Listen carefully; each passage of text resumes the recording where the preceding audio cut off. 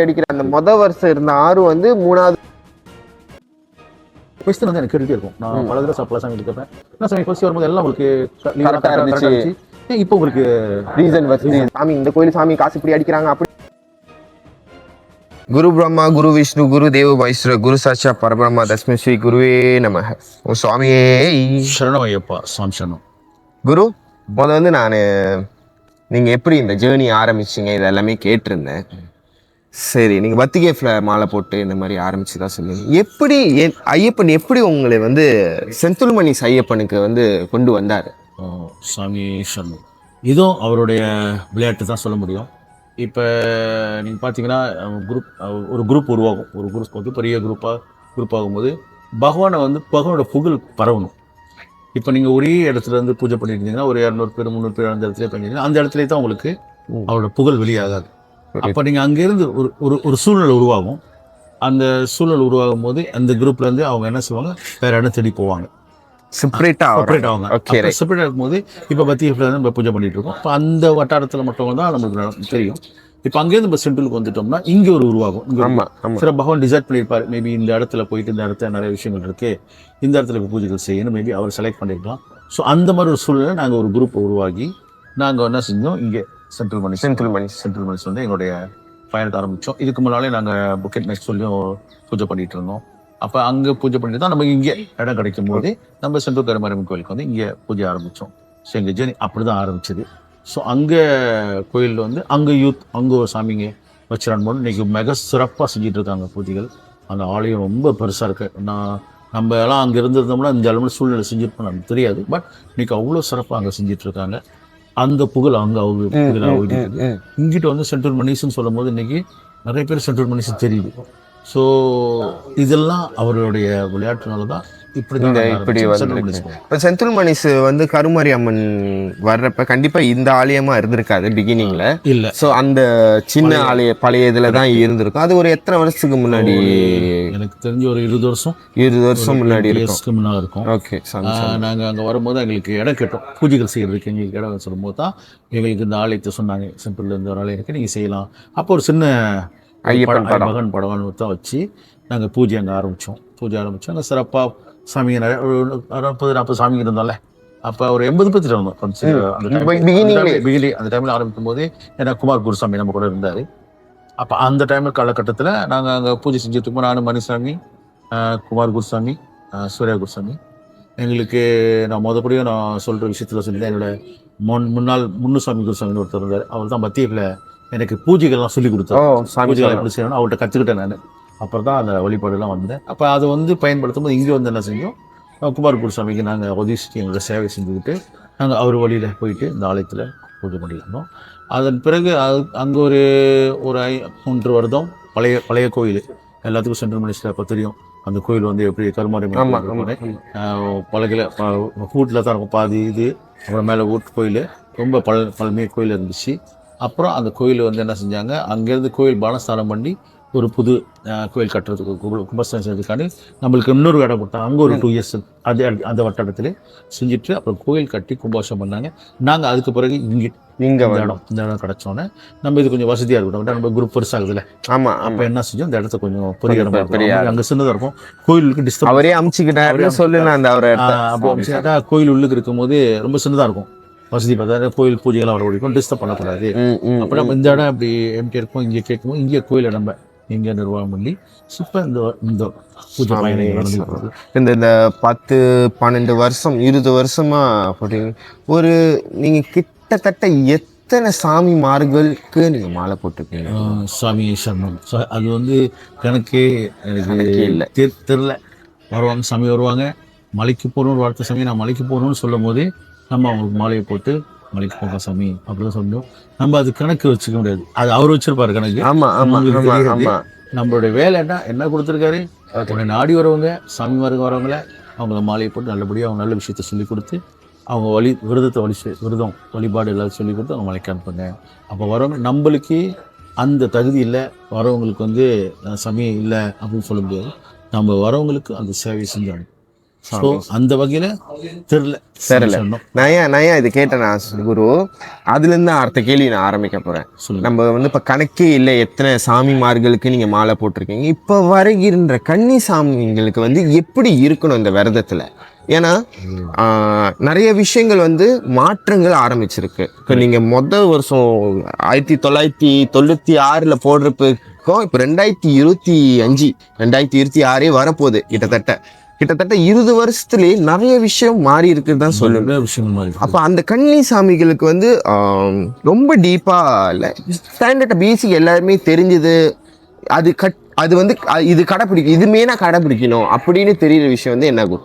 சாமி அருமையான கேள்வி. நீங்க கேட்ட கேள்வி வந்து இப்போ உள்ள காலகட்டத்துக்கு இது ரொம்ப முக்கியமான விஷயம். ஏன்னா நாங்கள் கன்னிசாமி ஆரம்பிக்கும் போது எங்கள் குருசாமிகள் அவ்வளோ ஸ்ட்ரிக்டாக இருப்பாங்க.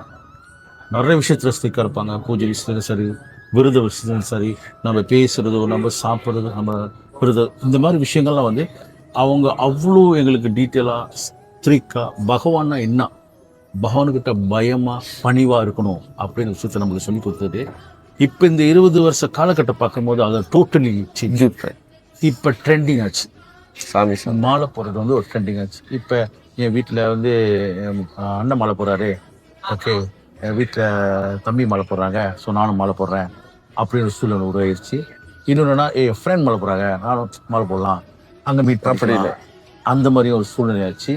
இன்னொரு ரொம்ப ஒரு ஃபன்னியான விஷயம் கேட்டிங்கன்னா, இந்த காலகட்டத்தில் சாமி மாலை போடுறாங்கன்னா அவங்க கேர்ள் ஃப்ரெண்ட் இருப்பாங்க, அவங்க மாமனார் இருப்பார், மாமனார்கிட்ட பேசணும், அவங்கள்ட்ட எப்படி அவங்கள்ட்ட பேசி செட்டில் பண்ணலாம், அந்த மாதிரி விஷயத்த இருக்கும்போது நீங்கள் மாலை போடுங்க, அப்பாவுமே அவர் மாலை போடுவோம். அப்படி கூட இருக்கு. அந்த மாதிரி சூழ்நிலை வந்திருக்கு சாமி. இது உண்மை. இதெல்லாம் நாங்கள் கடந்து வந்தோம். ஆமாம், கண்டிப்பாக. நீங்கள் இத்தனை வருஷம் இதெல்லாம் கடந்து வந்திருப்போம். எப்படியா மாலை போட்டேன் அப்படின்னு கேட்கும். இல்லை, என்னோட கேர்ள் ஃப்ரெண்ட் அப்பா மாலை போட்டிருக்காரு, அப்போ நானும் மாலை போட்டால் வீட்டுக்கெல்லாம் வர முடியும், அந்த பூஜையெல்லாம் கலந்து அவங்களோட அந்த சம்சனம் அந்த அந்த இதெல்லாம் நடக்கும் சொல்லிக்கிறாங்க சம்சனம். அப்போ அதனாலேயே என்ன ஆச்சு, அது ஒரு ட்ரெண்டிங் ஆச்சு. இன்னொன்று இப்போ வந்து கன்னிசாமிங்க வந்து மிந்தி நாங்கள் இருக்கிற காலகட்டம் தான் பார்த்தீங்கன்னா ரொம்ப எளிமையாக சன்னியாசி வாழ்க்கை. இந்த ஐயப்பன் வழிபாடுனா சன்னியாசி வாழ்க்கையில் 48 நாளில் நீங்கள் சன்னியாசி வாழ்க்கை சிம்பிளாக இருக்கும், வெரி சிம்பிளாக இருக்கும். இப்போல்லாம் பார்த்தீங்கன்னா நிறைய ஆபரணங்கள்லாம் போட்டிருக்காங்க. இப்போ இங்கே நம்ம இப்போ சென்ட்ரல் மினிஸ்டரில் மாலை போடுறாங்கன்னா நான் அதில் வந்து அந்த டிசிப்ளின் எனக்கு என் குருசாமி எனக்கு என்ன சொல்லி கொடுத்தாரோ அதை நான் வழிபட்டு வரல. அப்போ நான் என்னோட சீடருக்கு அதான் செய்யணும். கண்டிப்பாக அவங்களுக்கு அதை சொல்லிடுவேன், நீங்கள் தோடு போடாதீங்க, சுந்தரி போடாதீங்க, முதல் போடாதீங்க, பகவானுக்கெல்லாம் தேவையில்லை, சிம்பிளாக இருக்கணும், உங்கள் வாழ்க்கை சிம்பிளாக இருக்கணும், அவர் இதெல்லாம் பார்க்க மாட்டாரு, உங்கள்கிட்ட வேண்டியதுன்னா அன்பு, நீங்கள் அதை மட்டும் அவர்கிட்ட காட்டுங்கன்னு சொல்லிட்டு ஆடம்பரமான வாழ்க்கை வாழ வேணாம், மாலை போட்டு இந்த 48 days நீங்கள் தனியாக வச்சுட்டு சிம்பிளான சன்னியாசி வாழ்க்கையை நீங்கள் கடைப்பிடிங்க, அதே பகவானுக்கிட்ட போய் சேர்ந்துடலாம் அப்படின்னு சொல்லுவேன். ஸோ அதனால தான் இந்த 20 years பார்க்கும்போது நிறைய வித்தியாசங்கள் விஷயங்கள் பார்க்குறேன். இப்போலாம் சமயம் டையெல்லாம் அடிச்சுட்டு வந்துடுறாங்க, மாலை போடுற டை போட்டுடுறாங்க, அப்புறம் வந்து தோடுலாம் போட்டுக்கிறாங்க, ஸ்டைலிஷாக வராங்க. இது வந்து ஸ்டைலிஷான வழிபாடு இல்லை, இது வந்து புனிதமான ஆன்மீகம், பகவானோட யாத்திரைனா வேற. இது நிறைய தப்பாக கூட எடுத்துக்கலாம். சில பேர் நினைப்பாங்கன்னா அப்படி பேசுகிறாங்க, நம்ம அது தவறா டை அடிச்சிட்டா அது அப்படின்னு இல்லை, உங்கள் தோற்றம். இப்போ ஒருத்தவங்களை பார்க்குறாங்கன்னா சுவாமி, இப்போ நான் உங்களை பார்க்குறேன், சுவாமி வர்மா, சாமி ரங்கம் அப்படின்னு சொல்கிறவங்கள, அப்புறம் உங்கள் தோற்றத்தை எப்படி பார்க்குறேன், நீங்கள் மாலை போட்டிருக்கீங்க, உங்களை பார்க்கும்போது தெய்வீகமாக எனக்கு தெரியும். இப்போ நான் உங்களுக்கு பார்க்கும்போது எங்கள் டையில் அடிச்சுதான் இப்போ என்னோட ஃபோக்கஸ் எங்கே போகும், அப்போ என்னோட மைண்ட் ஓடிடும்ல, உங்களை பார்க்கும்போது என்ன சாமி இப்படி இருக்கு, அந்த தோற்றம் வந்துடும். இதெல்லாம் அவாய்ட் பண்ணுறதுக்கு தான் நம்ம சொல்கிறோம். நாங்கள் இது சரி தவறு அப்படின்னு இல்லை, நம்ம சரிப்படுத்திக்கணும். அப்போ தான் நம்ம நிறைய விஷயங்கள் நம்ம பார்க்கலாம். ஸோ அதனால் இப்போ இருக்கிற கன்னிசாமி வந்து அதை கொஞ்சம் அதை கொஞ்சம் பின்படுத்தினாங்கன்னா, இப்போ நாங்கள் இருந்த காலத்துக்கும் இப்போ பார்க்குறதுக்கும் 80 to 90% டிஃப்ரென்ஸ் நிறையா இருக்குது. இவரோட வழிபாடு வந்து சிம்பிளாக எடுத்துக்கிட்டாங்க. புரியுது. பகவான் மேலே அந்த பயம் இருக்க முடியுது. சரிதா? நம்ம தப்பு செஞ்சாலும் தப்பு உணர்ந்துக்கிட்டு இருக்கோம். நம்மகிட்ட வந்து பகவான் டெய்லி மன்னிப்பு கட்டிட்டு இருக்கோம். அந்த மாதிரி இவர்கிட்ட அவரோட பூஜையில் இருக்கும் போது இப்போ அதெல்லாம் நடக்குதான்னு தெரியல. இப்போ அந்த கரை 3 தடவை மன்னிப்பு கேட்டுரும், அது முடிச்சு நம்ம செஞ்ச தப்புக்கு மன்னிப்பு கேட்டுரும். இவர் பார்த்துக்கிட்டு இருக்காரு, அவருக்கு தெரியும் என்ன செய்யணும். அந்த ஒரு பயம் நம்மளுக்கு இருக்கணும். எப்பனாலே ஒரு பயம் இருக்கணும், அப்போ தான் நம்ம கிட்ட போக முடியும் அவர்கிட்ட. So it's totally difference. இந்த பார்த்துக்கிட்டிங்கன்னா இந்த 2 வருஷ காலத்தில் நிறைய வித்தியாசங்கள் பார்க்குறோம். கண்டிப்பா. ஏன்னா நான் ஏன் இந்த கேள்வி கேட்டேன்னா குரு, இப்ப வந்து நம்ம வந்து ஊர்ல சாமிங்களுக்கு, இந்தியா சாமிங்களுக்கோட வழிமுறைகள் வந்து வேற மாதிரி இருக்கும். கரெக்ட். இப்ப மலேசியால வந்து அதே கடைப்பிடிக்கணும்னா கொஞ்சம் கஷ்டம். கஷ்டம் அது. ஏன்னா நம்ம வந்து 8 to 5 கண்டிப்பா சில பேர் கவர்மெண்ட் ஜாப்ல இருப்பாங்க, சில பிரைவேட் ஜாப்ல இருப்பாங்க, சப்பாத்தி போடணும், முடி வெட்டி தான் ஆகணும், சில பேர் சேஃபா இருப்பாங்க. ஆமா. ஸோ இந்த மாதிரி இருக்கிற சூழ்நிலை வந்து எப்படி குரு அது வந்து தவிர்க்கலாமா இல்லை எப்படி இது கொஞ்சம் சொல்லுங்க. இல்லை இப்போ அந்த நாட்டோட சூழ்நிலையை பார்த்து தான் நம்ம இப்போ இங்கே வழிபடுறோம். இப்போ இங்கே நம்ம வந்து ஒரு ஆஃபீஸில் வந்து நம்ம ஆஃபீஸில் வேலை செய்கிறோம். நீங்கள் ஒரு பெரிய போஸ்ட்டில் இருக்கலாம், நீங்கள் ஒரு சீனியர் மேனேஜர் லெவலில் இருக்கும்போது உங்களுக்கு மீட்டிங்லாம் நடக்கும்போது நீங்கள் வெறுங்காலில் போயிட்டு அங்கே மீட்டிங்லாம் உட்கார முடியாதுல்ல. ஆமாம். அப்போ அங்கே உள்ள சூழ்நிலைக்கு நீங்கள் அப்படி இருக்கணும். அப்போ நீங்கள் இங்கே எப்படி இருக்கும்போதுனா சட்டஸில் போட்டு சப்பாத்தி போட்டு நீங்கள் உங்கள் ஆஃபீஸ் வேலையை அது தரமாக செய்யலாம். கோயிலுக்குன்னு வரும்போது சட்டை கட்டிட்டு வெட்டி கட்டி சிலப்பர் இல்லாமல் வந்தாலே சிறப்பு. ஏன்னா பகவானுக்கு கொடுக்குற மரியாதை இந்த மாலைக்கு கொடுக்குற மரியாதை ஆலயத்தில். அப்போ நீங்கள் ஆலயத்துக்கு பூஜைக்கு எங்கே போகும்போதும் நீங்கள் இப்படி போகணும். ஆனால் உங்கள் நார்மல் லைஃப் வேலைக்கு வந்து இதெல்லாம் நீங்கள் வந்து இது ரொம்ப ஸ்ட்ரிக்டாக இருக்காமல் இதில் நீங்கள் உங்களோட ஒரு ஃப்ளெக்சிபிலிட்டி கொடுக்கலாம். அப்படி உங்களால் முடிஞ்சிச்சுன்னா உங்களால் சப்பத்து இல்லாமல் நீங்கள் போகணும் அப்படின்னு ஒரு மைண்ட் செட் பண்ணி நீங்கள் உங்கள் இடத்துல வேலை செய்கிற இடத்துல அதை எக்ஸெப்ட் பண்ணிக்கிட்டாங்கன்னா நீங்கள் கன்சிடர் வந்து அந்த இடத்துல வந்து முடியும்னா செய்யுங்க. அது பெட்டர். அது செய்யறது ஒரு வேலை சாய்ஸே இல்லை அப்படின்னு அந்த மாதிரி இருக்கிறப்ப சாய்ஸே இல்லாத தருணத்துல அவங்களே சொந்தமா ஒரு அந்த முடிவை எடுத்துக்கணுமா இல்ல குருசாமி கிட்ட வந்து ஒரு வார்த்தை சொல்லி அவங்களே அந்த முடிவு எடுத்துக்கலாம். இது அவங்களோட விரதம் இல்லை. ஆமா. அப்ப அவங்க விரதம் இருக்கிறாங்க பகவானுக்குன்னு சொல்லி அந்த விரதம் இருக்கும்போது அவங்க அதை டிசைட் பண்ணிக்கலாம். இது பிகாஸ் இது நம்ம ஒரு இதுக்குன்னு நம்ம ஒரு ரூல்ஸ்லாம் ஒன்றும் இல்லை. வேலைக்கு வந்து சப்பத்தெல்லாம் தான் போகணும் அப்படி ரூல்ஸ் எதுவுமே இல்லை. நம்ம என்ன சொல்கிறாங்கன்னா விரதம் இருந்தால் அந்த மாலைக்கு மரியாதை கொடுத்து சிலப்பர் போடாமல் சப்பத்து தான் போக சொல்கிறாங்க. பட் சில சூழ்நிலை நீங்கள் போட்டு தாங்கணும்னா நீங்கள் போட்டு தாங்கணும். சிலவங்க முடியாதவங்களாம் இருப்பாங்களே. ஆமாம் ஆமாம். சிலவங்க டயபெட்டிக் பேஷண்ட்ஸ் இருப்பாங்க, அவங்களாம் இருப்பாங்க. வருங்கால காது குச்சிச்சுன்னா ஸோ அதை அவாய்ட் பண்ணுறதுக்கு அவங்க சில்பர் போட்டுக்குவாங்க. அந்த மாதிரி உள்ளவங்களுக்கு அது ஃப்ளெக்சிபிலிட்டி கொடுத்தாங்க. பட் உங்களால் முடியும் வேலைக்கு நான் அப்படி தான் போவேன், எனக்கு இப்படி தான் இருக்கணும், என் ஆஃபீஸில் அக்செப்ட் பண்ணிட்டாங்க கேரி அது வந்து தவறே இல்லை. சாமியே சரணம். இதோட அடுத்த இதில் கண்டிப்பாக வந்து நம்ம பாலகுரு சாமியை நம்ம பார்க்கலாம். சாமியே சரணம்.